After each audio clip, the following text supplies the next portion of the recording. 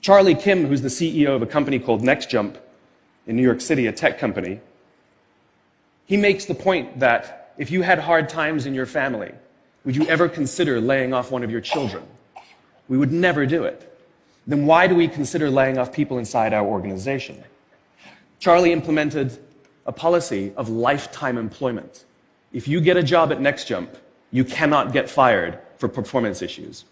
In fact, if you have issues, they will coach you and they will give you support, just like we would with one of our children who happens to come home with a C from school.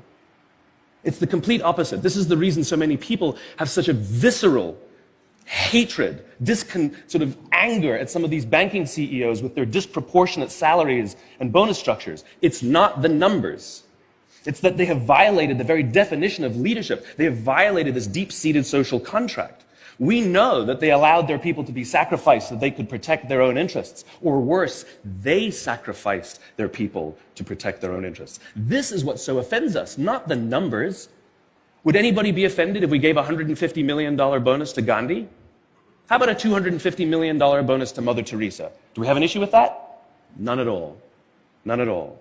Great leaders would never sacrifice the people to save the numbers. They would sooner sacrifice the numbers to save the people.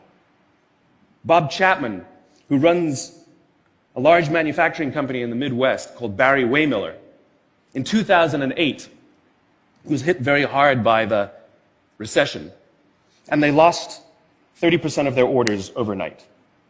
Now, in a large manufacturing company, this is a big deal, and they could no longer afford their labor pool. They needed to save $10 million. So, like so many companies today, the board got together and discussed layoffs. And Bob refused. You see, Bob doesn't believe in head counts. Bob believes in heart counts. And it's much more difficult to simply reduce the heart count. And so they came up with a furlough program. Every employee, from secretary to CEO, was required to take 4 weeks of unpaid vacation. They could take it any time they wanted, and they did not have to take it consecutively. But it was how Bob announced the program that mattered so much. He said, it's better that we should all suffer a little than any of us should have to suffer a lot. And morale went up. They saved $20 million. And most importantly, as would be expected, when the people feel safe and protected by the leadership in the organization, the natural reaction is to trust and cooperate. And quite spontaneously, nobody expected, people started trading with each other. Those who could afford it more would trade with those who could afford it less. People would take 5 weeks so that somebody else only had to take 3. Leadership is a choice. It is not a rank. I know many people at the senior-most levels of organizations who are absolutely not leaders. They are authorities, and we do what they say because they have authority over us, but we would not follow them. And I know many people who are at the bottoms of organizations who have no authority, and they are absolutely leaders. And this is because they have chosen to look after the person to the left of them, and they have chosen to look after the person to the right of them. This is what a leader is. I heard a story